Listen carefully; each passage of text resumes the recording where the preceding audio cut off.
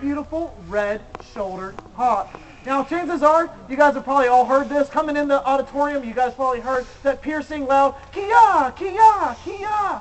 That's our red-shouldered hawk. Now you know the bird that you're looking at that's making that call. Now what you see Autumn doing here is something very natural. We all do it too. It's literally sunbathing. She is spreading those wings, exposing every single feather out to the rays of the UV light.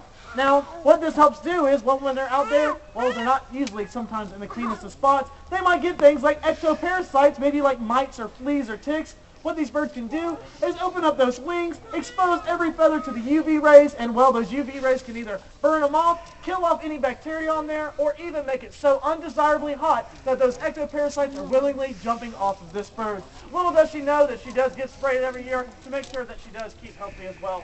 You also notice that, well, Autumn, she's looking a little bit rough here. Autumn's going through a process I told you guys about, molting. Like I said, you're bound to break a few feathers, tear them, get a little tattered out there in the wild, especially pursuing your prey items, so you're going to have to cycle out your feathers each year, out with the old, in with the new.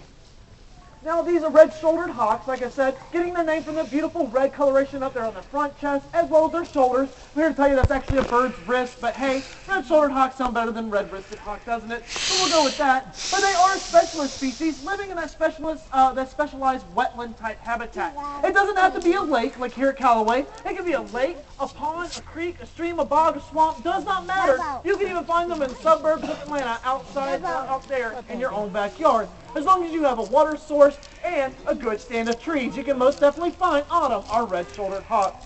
I did tell you guys that they used to be our most populous hawk species, but we as humans, we came over and we had to start, well, developing the land. We had to make room for our houses, room for our farms, room for our fields, so we started draining wetlands, decreasing this bird's habitat. They are no longer our most populous hawk species, but they are still very, very abundant. Keep your eyes open today when you're walking around Callaway. If you happen to be visiting the Day Butterfly Center or even the Sibley Horticultural Center, you might actually see a pair of red-shouldered hawks. We have 2 nesting pairs around the area right here at the Lake of Callaway. So keep your eyes open because you may or may not see them. This bird is very brilliantly colored, designed to blend in and camouflage out there, even down to the black and white spots on her back. Scientists say maybe that looks like